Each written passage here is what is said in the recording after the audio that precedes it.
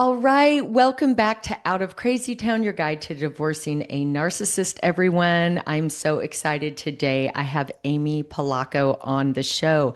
She is a divorce coach, an award-winning journalist, domestic abuse survivor, and co-author of Framed, Women in the Family Court Underworld. As well, there's the book if you're watching on YouTube, as well as a host of her own podcast, Girl Wake Up. After navigating her own high conflict divorce, Amy founded Freedom Warrior Coaching, where she helps women become what she calls the CEO of their own divorce, which we're going to get into more later. So welcome, Amy. Thanks for having me. I love everything you're doing, Jackie. I love your book. I'm a huge fan. Oh, thank you so much. Well, I love everything you're doing. So I am really happy that you have agreed to come on the podcast today because we have so much to talk about and you are an expert on so many things that this audience needs to hear about. But first of all, as I mentioned, you went through your own high conflict divorce. And I know everyone really always likes to know a little bit of the background on how the guests got here in their journey. So how did you get to this place where you were an advocate for people in this position? Well, I've been divorced twice.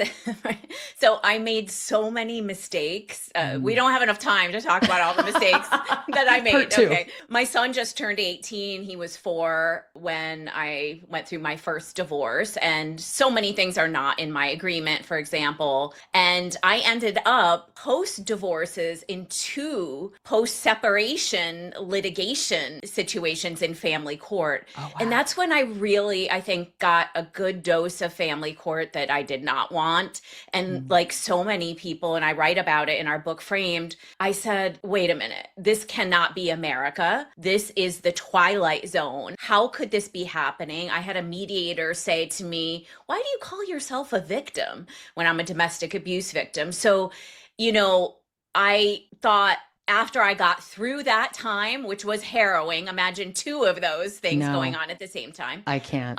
Right. I wouldn't wish it on my worst enemy. I said to myself, I have to do something to help women because I walked into this like a babe in the woods, and I'm a former full-time investigative reporter. Like, you'd think someone like me would know what our family court system was all about, but I didn't. And so it's that passion that has led me to reach back and help women. And many are just starting the process and they have no idea what they're walking into. Yeah, absolutely. And you just said you are an investigative journalist and reporter. And I've had therapists on the show, and I've had attorneys on the show, and I've had, you name it. And we've all been through this horrific situation and ended up in family court in these divorces, divorcing these people that are like, how do we all not see it coming? And so it's just a testament that it doesn't matter your education, your background, whatnot. It's, it's not you, it's not your fault.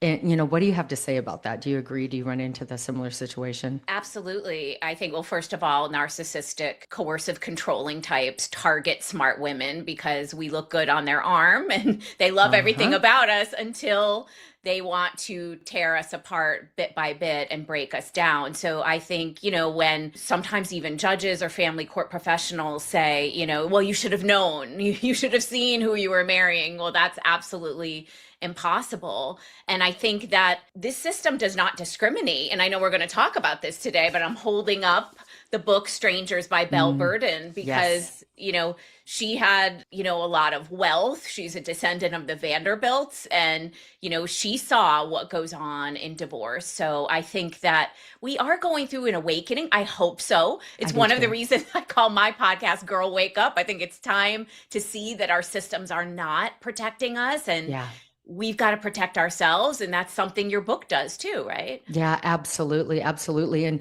so I would love to know, if you wouldn't mind, like, what are a couple of the mistakes you felt like you made in that divorce process that you would like people to know about today or you would do differently? Sure. I think, well, I mediated the first time, and I'm not saying that was a bad decision. I think when that's possible, that's great. Agreed. But I think that we put our blind trust in these professionals, right? Yes. We think, okay, I've hired an attorney. I'm going to stick my feet up on the desk and I can relax. They've got it covered for me. And that's just wrong. You've got to be the CEO of your own divorce. When the mediator, we had said things like, oh, when you get to college and high school. You guys will figure it out by then. And assuming that we're going to be BFFs by Right. then. And that was not the case. So there were so many areas where the language was loosey goosey. And I'll give you an example. For Easter, I happen to be Christian. I, celebrate Easter, and it says on there that the parents will divide the day equally. Oh, That's it. gosh. That's the Yes. whole Easter sentence. Nothing about times, nothing about places, not about who takes the child to church, is there brunch, what happens when. So let me tell you, Mm-mm. for 13, 14 years, it was a battle on Easter. All sorts of things happened. Oh. And And it was probably because he knew Easter meant a lot to you. So there's your first problem. right. So it was crazy and completely unnecessary. Yeah. And now that my son is 18 and starting to look at colleges, he's going to be a senior in high school. There are so many things, right? Oh, yes. SAT prep courses, tutoring, who's paying for college applications. Yes, we have something called I'm in Connecticut, Yukon CAP, that we're each responsible for half of what state tuition, room and board would be. But what if the child goes to a private school? Oh, All of yeah. these things. I hate this reliance that, oh, you'll just go back to court and figure it out then, when Right. we all know that is going to be hellish Yeah. and not quick. And your child's probably going to lose out on going to their dream school if you're actually waiting for family court to help you, right? Absolutely. And, just being the CEO of your own divorce, I don't care how good your attorney is, how bonded you feel with them. It doesn't matter. There are so many things that can slip through the cracks. I always say, if you have a good attorney, it means they're really busy because they're good. So everybody wants to hire them. And, or if you have a bad attorney, it doesn't matter. They're just not very good. But I have a client, for example, that's on year 4 of her divorce. And every time they revisit the finances, if she hadn't been keeping extremely detailed track of all of the shenanigans going on, every time they go to meet, there's like, oh, remember that $100,000 account 4 years ago it just magically disappeared off the spreadsheet. But Right. there's been multiple incidences of this. Oh, remember that $5,000 account? That one now disappeared off the spreadsheet. Where did that go? It's 4 years later. People forget. You wouldn't think you would forget, but you even forget because of all the crap that goes on. And she has had to be the CEO with a very good attorney, by the way, and a very good accountant, and find these mistakes in her divorce, or she'd be losing out on a lot of money because they just disappear into thin air. That's a great example, Jack, because I always say to clients, as I'm sure you do, you have to be your own advocate. You know your case more than anybody. And working with a good divorce coach is important. I'm always beating this drum because women just rush out there to hire an attorney. And I see them posting in Facebook groups and things when they should go to a divorce coach first. I love that Susan Guthrie, who's a respected mediator and attorney with her own podcast, said that recently, don't hire an attorney first, hire a divorce coach, because we will help you be that advocate. And we actually help you save money. Yes. Because to your point, I say to clients all the time, you may have a great attorney, but picture it like a stove with like 40 burners or maybe more. They're only going to be dealing with the ones that are about to boil over. And we've got to keep you that squeaky wheel. We can't let it happen the night before you're due in court.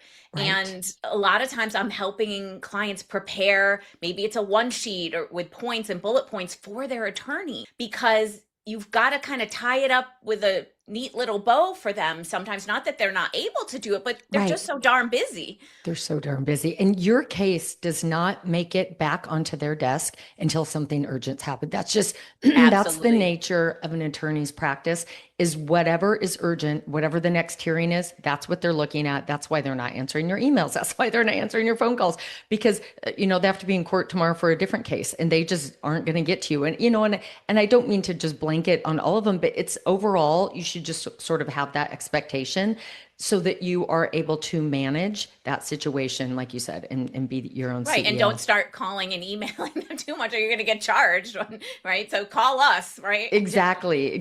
Work out as many details as you can get. And I always say, if you're going to ask them a question, they're going to want to know, what do you want me to do about this? So it's a really good guideline. Like if you're just asking them a question kind of willy nilly, or you're like, I think I'm going to tell my attorney this happened. I'm going to be like, okay, great. But be prepared for them to ask you back, what do you want me to do about it? If you're like, well, I just want them to know that they messed with me on pickup last week. Right. Let's save that on a list of things, that bullet points, maybe that you send them later at the end of the month, because otherwise Exactly. they're going to be like, yeah, what do you want me to do about it? Like we're not going to go to court over one, missed pickup, over one missed, you know what I mean? So instead we're going to help, Exactly. like to your point with a coach or whatever, we're going to help you document I, and I keep think track. that one of the most important roles that divorce coaches play is we're the reality check for Hmm. people. I feel like we're the one welcoming you to this world you never wanted to be part of, right? Yeah. And I think it's Yeah. one of the hardest parts of what we do because people say, well, this isn't fair. Well, this doesn't make sense. And it's all the reactions we had years ago, right? Yeah. And Yeah. it's like we're holding their hand saying, I say all the time, I wish I could wave a magic wand, but right now, this is the system we're dealing with, and I have Yes. to help you strategize to get through Yeah. this, right? Absolutely. Absolutely. So, okay, speaking of Yes. finances, and you brought it up already, but Belle Burden's book, Strangers, you guys, this is so interesting. And I'm so glad she wrote this book. So maybe you could give us like a quick overview. And then you guys, Amy is an amazing writer. So not only do you need to read her book Framed if you haven't read it yet, but also all of the articles that you have published in The Guardian and Huffington Post, right? Mhm. Amongst many other publications. But would you kind of get into this and what it means to you, Amy, in terms of like what it represents with the wealth and how it, affects divorce and how you see that through your lens? Right. And before I get to that, I just want to mention that writing has been part of my healing journey, right? Mm, Everybody has their own. And I kind of yeah. thought, okay, there's injustice. I can dust off these journalistic skills. I used to be a full-time TV reporter and shine a light on this. So that's what I really try to do. And all Okay. my articles are on my website. But in this case, when I read Belle Burden's book, Strangers, I mean, I felt for her certainly. I don't want to give it all away for anyone who hasn't read it yet. Right. It's funny, wherever I go, I see people. I went to a pool the other day. There were like three women reading Strangers. Yep. I went up to one. I'm like, I just wrote an article about that. You And need to read I know, it. because you don't have to, it's just such a sort of shocking, interesting read. You don't have to have been going through a divorce or, Yeah. or even have one on the horizon. It's just a good book. So anyway, go ahead. So that's the point, Jackie, is I think it's hitting women who maybe thought Yes. they were happily married the hardest Agreed. because what it's doing, her husband leaves her. And as I said, she was going to be okay financially, but it takes you through the emotional journey and the uncertainty. And what I wanted to emphasize in the article I wrote for The Guardian, which was entitled, Belle Burden Should Have Known, the more money, the more brutal the divorce, Mm, is, if there's no money to fight, there's really no fight, not much of one, right? yeah. When there is an unlimited amount of money, the attorneys can go back and forth. You can have a high conflict spouse who is egging things on, goes on the offense. It's called lawfare. We see it playing out in our politics today, right? And Mm, so imagine that in family court. And, I know Tina Swithin, who went through this and wrote a book, Divorcing a Narcissist, which I recommend to everyone, has said it's mm-hmm. like having your own domestic terrorist assigned to you, right? And 100%. so, right. So I think that the point of my article, which highlighted a woman in Fairfield County, Connecticut, where I live, it's a very affluent area outside of New York City, a lot of executives and stay at home moms, is that, there was a woman who was living that life and it's great until it isn't, until divorce enters, whether he has stepped out of the marriage or he wants a divorce or you want a divorce, because you may think that that money protects you, but Mm. often it protects the moneyed spouse, especially where there's financial abuse and you don't have an insight into the finances, which I hear all the time. Me, none, Right? zero insight into the finances. Zero. Exactly. So that's for a reason, right? You're kept out of the budgeting. You Oh, don't know where the yes. investing is.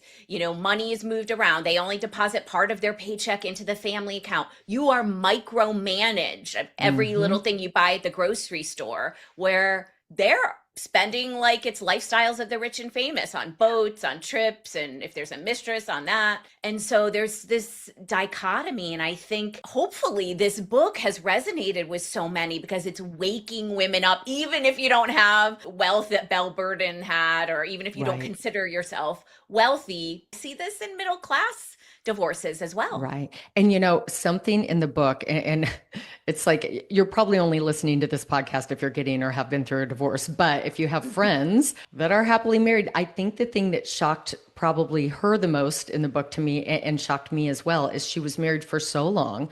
It comes very sudden that he's leaving, and she looks back to before their marriage in the, Right. and I don't want to give too much away, right? Again, like you said, but the prenup that they had, or was there postnup? But anyway, there's an agreement, a nuptial agreement at some point, and it screws her in the end. And when you look at it through that lens, he was doing it from day one because he had Absolutely. set her up to be F Hmm. financially.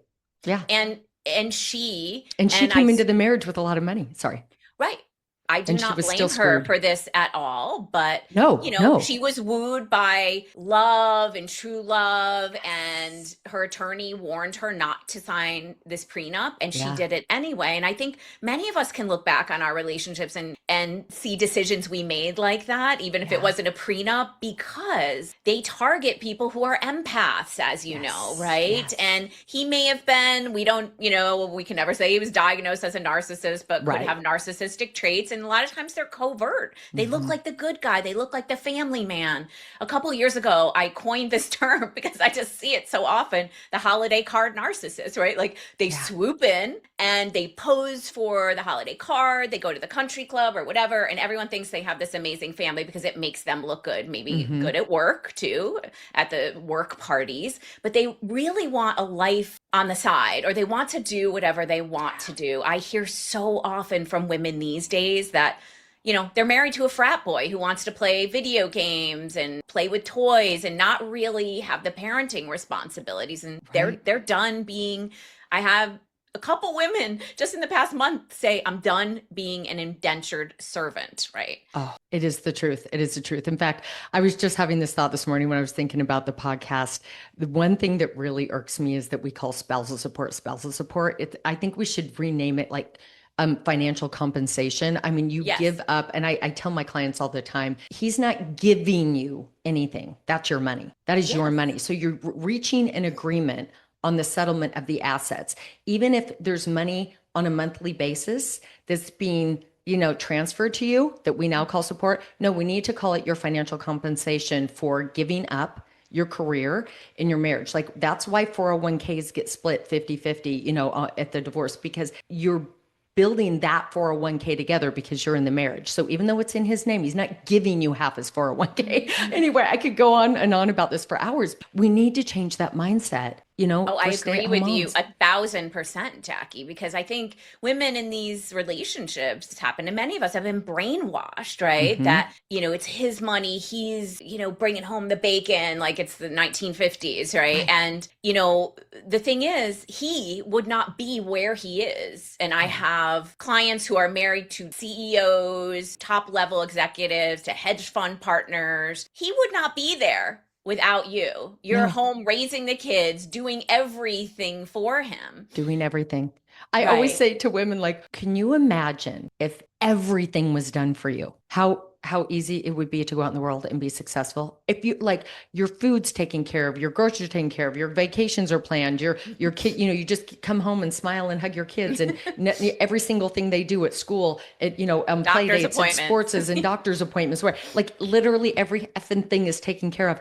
How successful would you Oh be? yeah, they Like, just get to focus on work. yeah, And I'm glad you brought this up because I think this is really important in divorce decrees, right? Because I see often, I've experienced it myself, is that the women, a lot of times, yes, we want more custody of our children if it's possible, but be careful because you have to protect your ability to earn an income. yeah. A lot of times we take on all of those things. Oh, he's got to go out of town for work. We'll take him.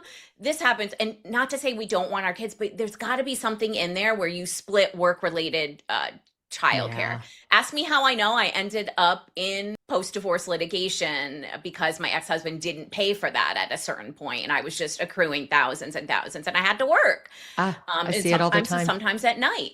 So I think that's really important. I think women are not thinking of that sometimes. They just want to Yeah. get through it, and they're seeing, money they're getting, but Yeah. if you're the one leaving work to rescue Bobby at school all the time when he's Yeah. sick, like, that could impact your ability, to keep that job. Or if you are a solopreneur like we are, Right. that affects your income. Absolutely. That is a really good point. And I do see that all the time because it's like, oh, everyone just assumes you're going to still to have all of those parental responsibilities. And then a judge looks at you and goes, oh, and by the way, you need to go back to work. Immediately you're capable of making an income.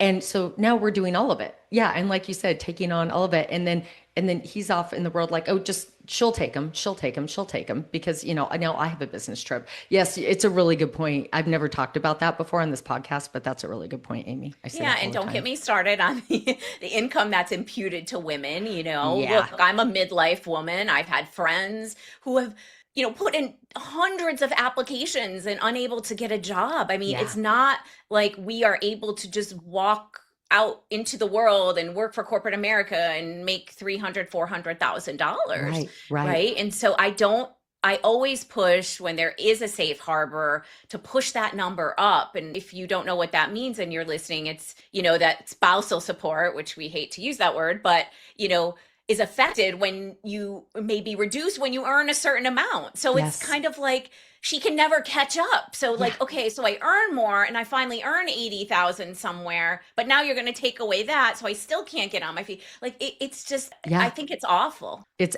absolutely awful. It's so rigged so that we're screwed. I know. And we don't mean you guys to be I know. so doom and gloom, but again, here's the point. This is why you need to get a support system in place to get the best outcome possible, to educate yourself on where the potholes are, which is why we're talking about it today. And speaking of, Amy, I love that you use the term and that you really educate people on what you call the abuser's playbook so much. Would you talk about that? They have a playbook that they use, Mhm. and more they have message boards. They talk to Bob at work and he just went through a divorce and tells you to hire this shark and do all of that. I have seen divorces start where a client tells me, oh no, he's going to do this amicably, and I'm like, okay, let's just see how things, right? Don't believe that. I hope that's the case. Mhm. But, I always tell clients we're going to prepare for the worst and work toward the best, Yeah. right?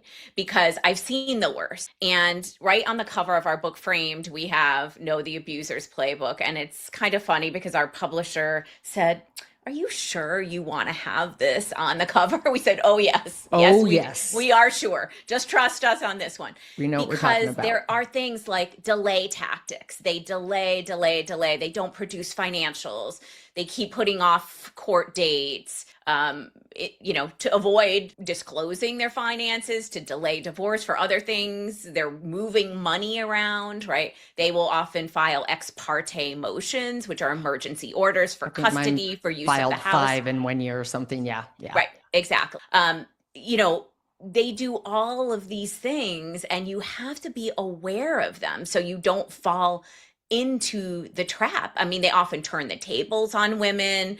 They will say that we are alienating them from their children. And I'm sure we both coach our clients to be very careful about what you put into writing, right? You Yeah. always want to be facilitating that relationship with the other parent, could be Right. turned against you. And I've seen the police called on women. I often say, like, when there's divorce in the air, it's like this boiling pot of water on the stove and doesn't usually go, it's not going to go in the other direction. It's going to Yeah. keep escalating, right? Yeah. And so I think that, as women, we often want to keep the status quo, don't rock the boat, but that can really bite us in the what when they are still planning, Yeah. right? Yeah. And they're using this playbook while you think you are, going to have an amicable divorce. Yeah, absolutely. And in fact, two stories came to mind when you said that. So I was at a party with my husband. We were not near divorce mode yet. And I see the hostess, the woman, the wife of the house at this party, pull him aside and he's yelling at him in the corner. I've just met her and I'm thinking, what in God's name is going on? Well, I find out later because she becomes my client years later that he had gone to lunch with her husband and her husband said that they've been kind of having some problems. My husband gave her the best divorce attorney in town's card. Why did my husband have that? You guys, speaking of playbook, Right. and was telling him at lunch all the ways to screw her and hide the money. So Yep, she yep, finds yep. the card. Her husband, for whatever reason, comes clean and says, "Well, it's fault. He gave me the card. I just said we were having problems, and he was kind of telling me all the things to do in divorce." And I'm like, oh my God. So there just goes to show my ex had Mm-hmm. been planning for years. had names of all the attorneys. I mean, we had not even been discussing divorce. And like you said, they're out there, you guys, they're sharing information. They're talking about how to screw you, where to hide the money, how to do it.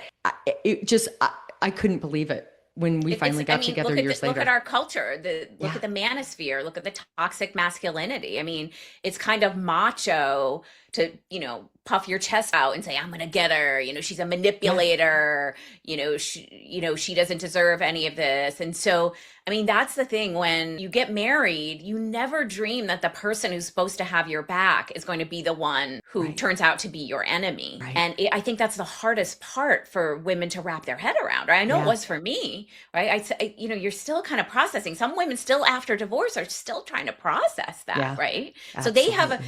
these abusers have a distinct advantage and they're running the playbook while we're like confused and emotional, understandably, right? Yeah. And I Yeah. think one of the jobs a coach does is kind of, you know, not that it's like tough love. And I always say, like, yes, we're going to get into emotions like a therapist, but we're dealing with strategy and an action Yeah. plan. We're here to protect you, right? Right. And say to Right. you, you don't realize this now, but I've had to say to clients, I'm seeing some red flags where I could see things escalating and he's about to frame you, right? Yes, yes. In fact, I was working with a client last night and I said to her, she's forwarded me some messages from her ex, and I said, do you see where he's telling on himself? And she said, what do you Mm-hmm. mean? I said, and I pointed out some phrases. I said, I'm so sorry to tell you this, he's going to try to take your child and move him out of state. And I reread those lines and how he's setting it up for court. Yeah. And she was like, oh my God, how did I not see that? And I said, because you're hoping that Right. you're gonna, this is gonna work out, and you're over here offering him solutions. And I'm so sorry, but I'm reading this with my coach glasses on, and here, and here, these phrases are to set it up to take your kid and move him Great out of state. example, Jackie. And that's why, this bookcase and I have like three more out in my hallway outside my office are filled with books I read, during and after. And I think it's important, right? Yeah, Because she's not thinking a human being is capable of that deception, right, especially her partner, right. like the father of her child, right?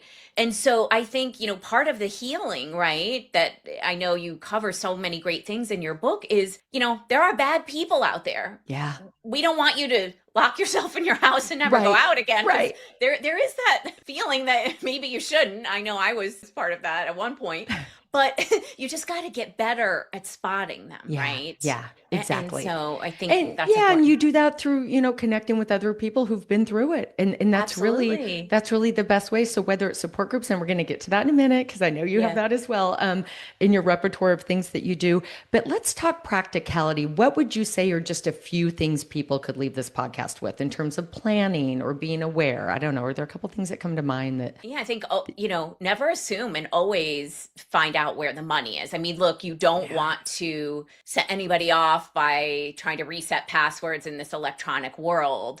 But I think you know more than you think you know if you're going through a divorce. Like I always say to clients, write things down in a notebook that will help an attorney. Like, remember when he left that last job, there was a Fidelity account. Not sure where it is, haven't seen a statement, but yep, I know he got some money from his parents at a certain point, or I know there was a crypto account. Like, because when you get that financial statement or whatever it's called in your state, there is one, you can take a look and say, this doesn't add up, mm-hmm, before you have to hire an expensive forensic accountant, though I have a great one who charges by the hour and not a huge retainer. But, I think that's really important, is that prepare for the worst. Like, yeah, even if you're still working on a marriage, even if you're not, sure you want a divorce, it's not going to hurt you to do that, right? right, right, And I think start to look at behavior. You've got to be your own investigative reporter, because yeah, just like those texts from your client you mentioned, you can see when they start wanting to go to Susie's doctor appointment for the first time ever. yes, Or I've had a client say, this is weird. He's up making the kids lunch at 5 a.m. He never did that before. yes, yes, Right. And so, like, what could they be plotting, Yeah, so yeah, staying a step ahead is important. I think consulting someone even before you're ready to make a move is really, really 100%. I important, right? always say don't because I think people feel like, well, first of all, it feels very defiant if you've been in a controlling relationship to even go out and information Hmm. gather.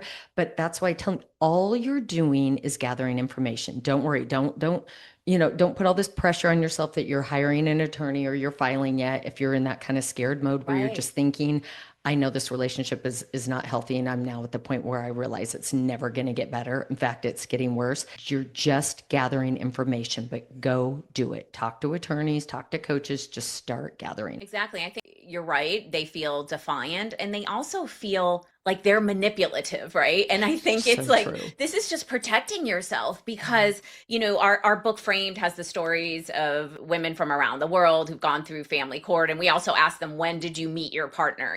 Like tell us the backstory. Hmm. And I think by reading this book, we don't want to unnecessarily scare anyone. But when you're aware of what could happen, you start realizing, oh, wait a minute, he could be plotting. Oh, wait a Hmm. minute, I don't want to end up like that woman. Oh, geez, I am seeing a parallel behavior in him, right? I think that we talk ourselves out of it because for the most part, we are good, honest, empathic people, right? Hmm. Yeah, absolutely. It's so true. So really information gathering, just planning, sit down, start thinking about what you do know, what accounts you do know of. Another example is what you don't know and where you see red flags. So again, had an example recently of a woman who I had her set up an IRS.gov account because she's never had eyes on any of Yep. the tax returns. She sees that they just had a return and it's not in any of their accounts. Ding, ding, ding. That means there's another account somewhere. So, you know what I mean? Things like that Yeah. are information. So, even though you don't have the account, clearly there is one.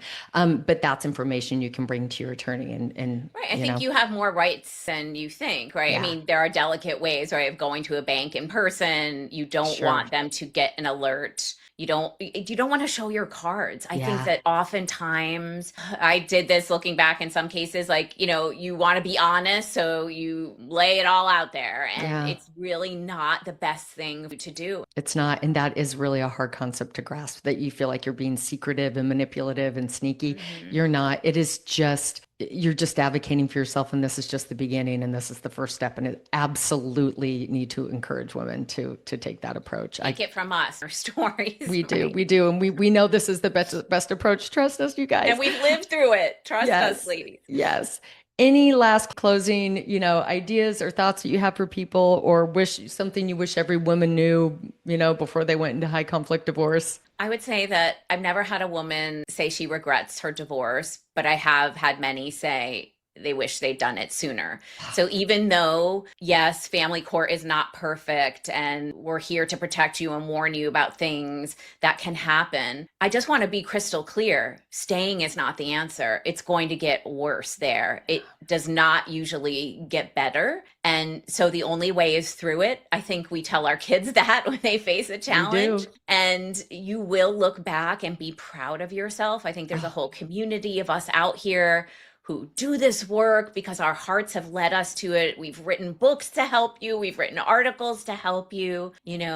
Join hands with us, and I think you will get strength from that and be able to move forward. yeah, absolutely. I love all of that. And so, you guys, please listen to Amy's podcast, Girl Wake Up. You have to get framed Women in the Family Court Underworld. And then, would you also quickly tell us about your support group? I think it's called Strong Savvy Women. Yep, it's free. It's on Facebook. And one of the things I love about it is I have women in there who are already divorced, 5, even 10 years out. And then I have some that are, scared and saying, they use an anonymous name perhaps and say, I know I have to file, I'm separated, or I'm thinking about divorce. I think so many women, even if they don't become a coach like us, right, Yeah, Jackie, right. they feel like, wow, I learned so much, or I wish I had known X, Y, and Z. So I love the fact that women will chime in and say, oh, I did that, or be sure you do that, or consult this person. And I think it's a community where we're all healing together. And I Yeah. think that's really important. Awesome. So, remind us what your website is. Sure, it's freedomwarrior.info. And as you said at the beginning, my coaching business is called Freedom Warrior for a reason, which I think you can figure out by now. And I'm on Instagram at Freedom Warrior Tribe. Thank you so much, Amy. Thank you for sharing your journey and highlighting other people's journey like Belle Burden and the book Strangers. You guys, again, we also recommended that. And, I think it's just really important for women to know they have resources, that they're not alone. And like you said, the only way is through it. It is scary. We can't deny that, but there's more support than ever out there. Right. And I think you see in the zeitgeist right now, divorce is having a moment. Yeah, right? it's so true. Join it. It's so true. It's so true. Okay. Thank you again, Amy. So happy to have you on Out of Crazy Town. And I look forward to talking to you soon. Bye, everybody.